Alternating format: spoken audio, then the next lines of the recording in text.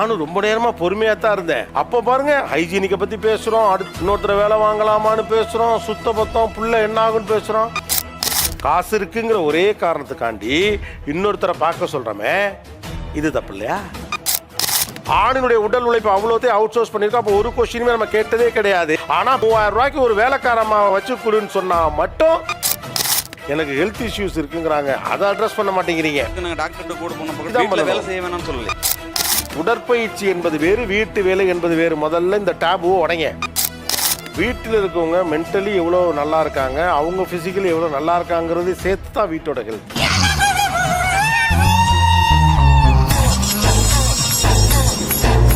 ஏன் வேண்டாம் மெய்டு? தேவை இருந்தா கண்டிப்பா ஹவுஸ் மெய்டு வச்சுக்கலாம்.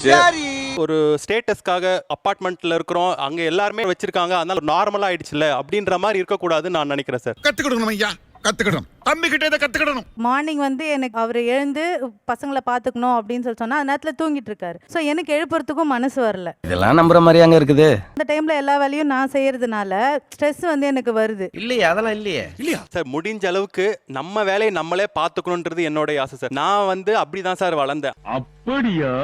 எங்க மாமியார் வீடு துடைக்கிறாங்க. என்னால அப்ப முடியல, பேக் பெயினா இருக்கு. ஆனா எனக்கு அவங்க துடைக்கிறது கஷ்டமா இருக்கு. நான் ஒரு மெய்டு இருந்ததுன்னா நீங்களும் ரெஸ்ட் எடுங்க, நானும் ரெஸ்ட் எடுக்கிறேன். நல்லா இருக்கு. நல்லா இருக்கியா? நல்லா இருக்கு. ஜப்பான்லயோ அமெரிக்காலயோ அவங்க வேலையை அவங்க தானே பாத்துக்கிறாங்க. நமக்கே இந்த ஒரு சஃபிஸ்டிகேஷன் தேவைப்படுது சார். முடியலன்னா கண்டிப்பா பாத்துக்கலாம்.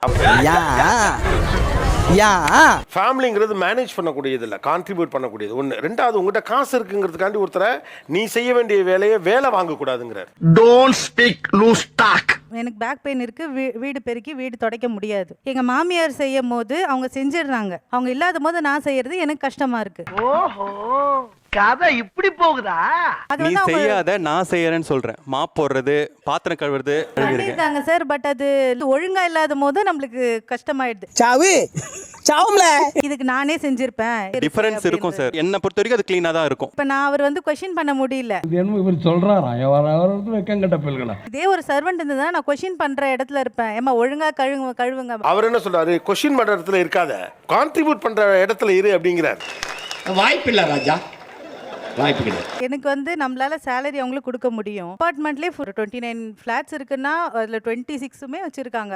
அதுக்கு என்னங்கறப்ப பசங்களை ஸ்கூல் போய் விடும்போது உங்க வீட்ல சர்வெண்ட் இருக்காங்களா, எங்க வீட்ல இருக்காங்க, நீங்க எவ்வளவு பே பண்றீங்க, நான் எவ்வளவோ, பாருங்க உங்க வீட்ல சர்வெண்ட் இல்லையா ஓ அப்படின்ற மாதிரி ஒரு क्वेश्चन வருது. இது டூ மச், இது டூ மச். எது அன்கம்ஃபர்ட்டபிளா இருக்கா? நம்ம பணக்காரங்க இல்லையா, என்ன இவ்வளவு ஒரு அபார்ட்மெண்ட்ல இருக்கோம் சார். இப்ப ஸ்டேட்டஸ் அந்த லெவலுக்கு இல்லையோ அப்படின்னு இருக்கு. அது எப்படி ஒரு ஸ்டேட்டஸை தீர்மானிக்கும்? என்ன மைண்ட் இது? மானங்கட்ட மைண்ட்.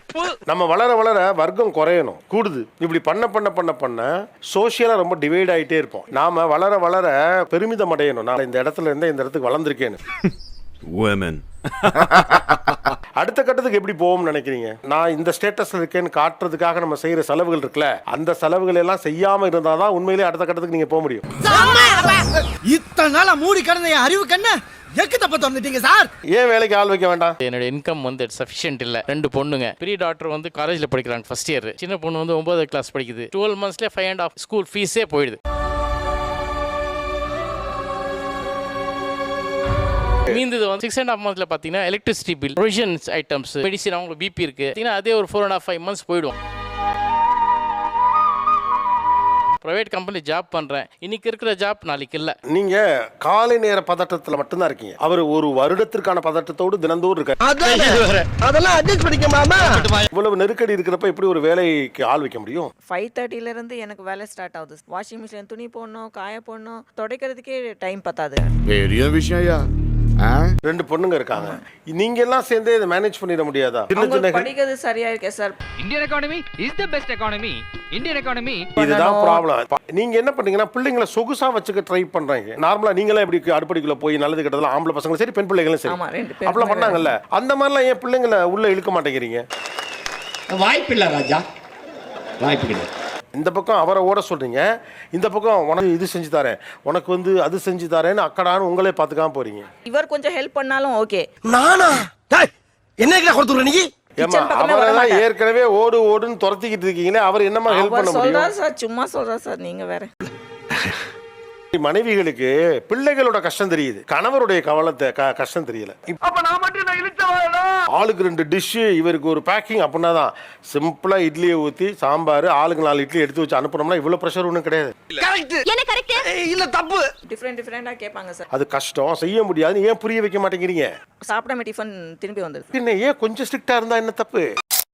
குடும்பத்துடைய நெருக்கடியை பிள்ளைகள் பக்கமே தெரிஞ்சுக்க விடாம பார்க்க ட்ரை பண்ணாது. சகல நீங்க மறுபடியும் படிச்சு வாங்குறத ப்ரூவ் பண்ணிட்டீங்க. ஏன் வீட்டுக்கு வேலைக்கு ஆள் வேண்டாம்? இப்போ அவங்க வராங்க அப்படின்னா அவங்களுக்கு நான் தான் வேலை செய்யற மாதிரி இருக்கு. இல்ல புரியல சார் இந்த பாத்திரத்துக்கு அங்கே வச்சிருங்க தம்பி, நம்ம போய் அங்கே வச்சுட்டு அவங்க டேப் தந்து விட்டுருவாங்க, தம்பி தண்ணி வரலப்பா அப்படின்வாங்க, நம்ம போய் என்னன்னு போய் பார்த்துட்டு வரணும். யோ என்னையா இது? அவங்க வந்து 1 மந்த்ல வந்து ஒரு 5 டேஸ் செய்வாங்க, மீதி ஒரு 25 டேஸ் செய்ய மாட்டாங்க. என் கிட்டுக்கு நான் இண்டிபெண்டா இருக்கணும்னு காட்டணும் எதிர்பார்க்குறேன். எப்படின்னா இப்போ எந்தெந்த ஒர்க்கெல்லாம் நீங்க ரெகுலரா செஞ்சு உங்க பிள்ளைகிட்ட நான் ஒரு இண்டிபெண்டான ஃபாதர்னு புரிதலை நீங்க உண்டாக்குறீங்க. அந்த விஷயத்தை கேக்குறியா? வா சொல்றேன். வெசல் வாஷிங், அப்புறம் க்ளோத்ஸ் ட்ரை பண்ணிட்டு மேலே மாடியில் போய் காய வச்சுட்டு வர, துணி காய போடுறது, அப்புறம் ஃப்ளோர் க்ளீன் பண்றது, மாப் போட்டு க்ளீன் பண்றது டெய்லி. பெரிய விஷயம். கிராசரி போயிட்டு என்னென்ன வாங்குறது, வெளி வேலைகள் எல்லாம் அவர் தான் பாக்குறாரு. நிறைய வேலை பார்த்த மாதிரி இருக்கேம்மா. இன்னும் என்னென்ன வேலையெல்லாம் இருக்கப்போ? பலது இருக்குதே, எதை சொல்றது? வெஜிடபிள்ஸ் வாங்கி வந்தாங்கன்னா அதை அரேஞ்ச் பண்ணி வைக்கணும், ஃப்ரிட்ஜை க்ளீன் பண்ணணும், ரூம்ஸை க்ளீன் பண்ணணும், பாத்ரூமை க்ளீன் பண்ணணும். அதுக்கெல்லாம் எனக்கு இவங்க சப்போர்ட் பண்ண மாட்டாங்க. தோணல, எனக்கா தோணணும்ல. அப்ப தோண வேண்டியதானே? பண்ணி முடிச்சுட்டு ஏதோ வந்து அச்சீவ் பண்ண மாதிரி அன்னைக்கு டேவே ஃபுல்லா முடிச்ச மாதிரி அப்படியே உட்காந்துருவாங்க. ஒரு ஸ்மால் அளவுக்கு கூட குச்சமே இல்லை உனக்குலாம். நான் ஒரு உதவி செய்யறப்ப அது ஒரு மிகப்பெரிய ஆப்ளிகேஷன் போல சில நேரம் பார்த்துறீங்க. என்னுடைய ஸ்டேட்டஸ்ல நான் இறங்கி இதை நான் செஞ்சிருக்கேன்னு நீங்க நினைச்சாலே இது கான்ட்ரிபியூஷன் கிடையாது. அவங்க வேலைக்கு போகும்போதே அந்த மெய்டோட தேவை ஏற்படலை. இன்னைக்கு வீட்டை அழகா நிர்வாகம் பண்ணுவாங்க. இந்த நேரத்தில் மெய்டோட அவசியம் வந்ததுக்கான காரணம் என்ன? அதெல்லாம் ரகசியம் சொல்றதுக்கு இல்ல. ப்ராப்பரா வேலையோட டெலிகேஷன்ஸை பண்ணாததான் காரணங்க. வருஷத்துக்கு ஒரு தடவை மாலை போடுவாங்க சார். அந்த 40 நாளும் காலையில 4:30 மணிக்கு நான் எழுந்திருக்கிறேன்னா குளிச்சுட்டு வந்து தான் சமைக்கணும். குளிச்சுட்டு வர கேப்ல அவங்க எழுந்திருச்சு வீடை பெருக்கி மாப் பண்ணுவாங்க. அந்த 40 நாள் பண்ணுவாங்க. 40 நாள் முடிஞ்சதுக்கு அப்புறம் வடிவேல் சொல்ற மாதிரி அது போன வாரம், அவ்வளவுதான் சார். அது போன மாசம், நான் சொல்றது இந்த மாசம். அதுக்கப்புறம் அவங்களால எனக்கு ஹெல்ப் பண்ண முடியாது. ஏன்னா நாளைக்கு எல்லாத்துக்குமே மேடு எதிர்பார்த்தோம்னாக்கா பிசிக்கலாக எதுவுமே பண்ணாமல் வீட்டில் மொபைல் ஃபோனும் லேப்டாப்பையும் டிவியும் பார்த்துக்கிட்டு இருக்கும்போது எங்கேருந்து சார் ஆரோக்கியத்தை நம்ம மெயின்டைன் பண்ண முடியுது?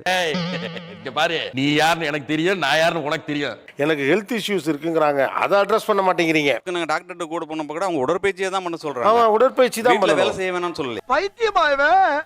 உடற்பயிற்சி என்பது வேறு, வீட்டு வேலை என்பது வேறு. முதல்ல இந்த டேபுவை உடைங்க. இன்னைக்கு மேடை நீங்கள் பார்ட் டைமாக வைக்கிறது, நாளைக்கு பசங்க ஃபுல் டைமாக வச்சு நம்மளை பார்க்க சொல்லிட்டு அவங்க வெளில போயிடுவாங்க. ஓ சாமி வேற சார். நீங்க ஒரு கற்பனைவாதத்தில் இருக்கீங்க சார். நம்ம இப்படி பண்ணோம்னா நாளைக்கு நம்ம பிள்ளைங்க வேலை பார்க்காம போயிடும். வேலைக்கு ஆளுங்கிறது எந்த நேரத்தில் வரணும்? அப்போ மற்ற நேரத்தில் இருக்கக்கூடிய வேலைகளை யார் பாப்பா? அவங்க பாத்திரம் கழுவுறதுனா காலையில் மட்டும்தான் சார் பாத்திரம் கழுவுவாங்க. காஞ்ச சருகுல மூத்திரம் பேஞ்ச மாதிரி லொடலொடன்னு. அந்த 1 hour டைம் கிடைச்சதுனா நான் என்னோட பிசிக்கல் ஹெல்த் பார்க்கலாம் இல்லையா? லாஸ்ட் இயர் ஜிம்முக்கு மெம்பர்ஷிப் கட்டிட்டு வெறும் வெக்கேஷன் டைம்ல மட்டும் தான் சார் போக முடிஞ்சது. அதுக்கப்புறம் என்னால அதை கண்டினியூ பண்ண முடியல.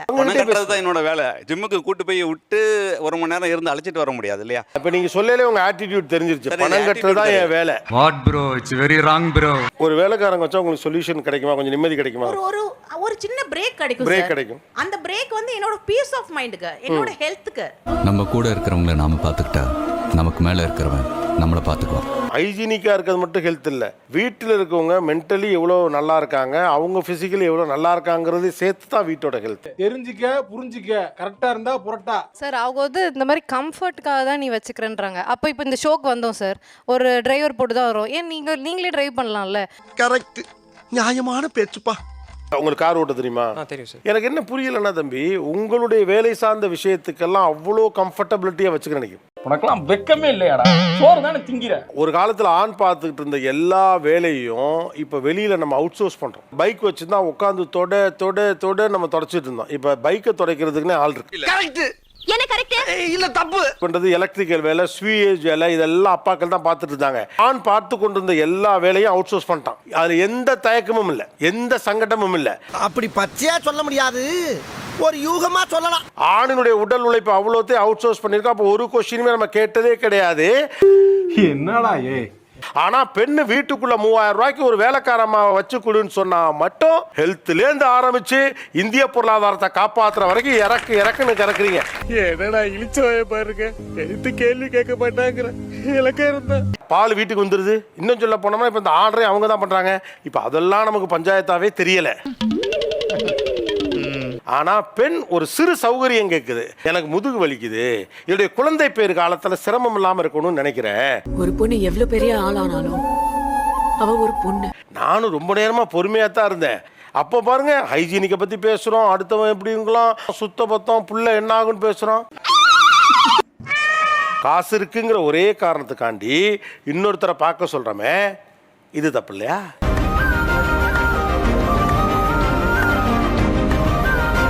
நிகழ்ச்சியில் கலந்து கொண்ட அனைவருக்கும் கோபிநாத்தின் நெஞ்சார்ந்த நன்றிகள். மீண்டும் இன்னொரு சந்தர்ப்பத்தில் பேசலாம். யூடியூப் சேனலுக்கு எல்லாருமே லைக் பண்ணுங்க, ஷேர் பண்ணுங்க, சப்ஸ்கிரைப் பண்ணுங்க. அந்த பெல்லுங்கிற பட்டன் இருக்கும், உங்க பொண்ணான கையால அந்த பெல்லை மட்டும் கொஞ்சம் அமுக்கிடுங்க. நன்றி, வணக்கம்.